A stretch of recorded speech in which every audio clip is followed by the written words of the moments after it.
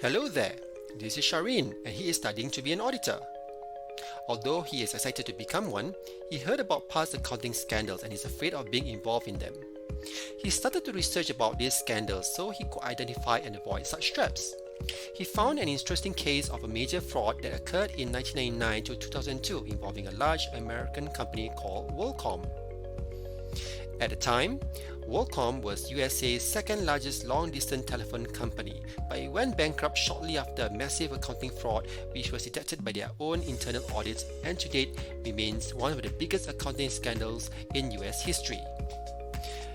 The mastermind of the scandals involved the leadership team, namely its Chief Executive Officer Bernie Ebbers, the Chief Financial Officer Scott Sullivan, and the Controller David Myers. It all started around 1999 when the company was experiencing a decline in earnings due to rising competition. Worldcom was a major company with high expectations from investors and thus a negative financial outlook was not acceptable to the company. So, the trio came up with an idea to make the financial report look positive to investors by capitalizing expense or turning expenses into assets, thus creating an impression that the company is investing to create future economic benefits. Over a course of 3 years, 3.9 billion of such entries were made by various Worldcom staff. But why is this illegal? Well, capitalizing or shifting expenses from one category to another without supporting evidence allowed Worldcom to artificially boost its bottom line to show a profit instead of a loss. These bogus entries were intended to mislead investors. In short, this is fraud. The fraud was first detected by a Worldcom budget analyst, Kim Emick. He was told to make the false accounting entries and knowing that it was illegal, reported to his boss about it. Sadly, his boss ignored his accusation and Emick instead was reprimanded and later laid off in 2001.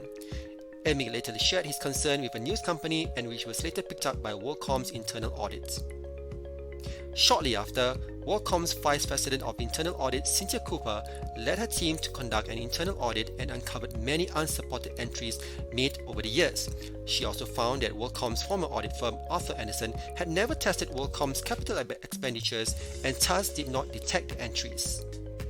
Further investigation found that these entries were made by several accounting staff, including the accounting directors, and they did so without knowing why they were making such entries and without supporting evidence. The findings were reported to Worldcom Audit Committee, which was then instructed KPMG to conduct further investigations and confirmed that CFO Scott Sullivan had instructed staff to make those entries.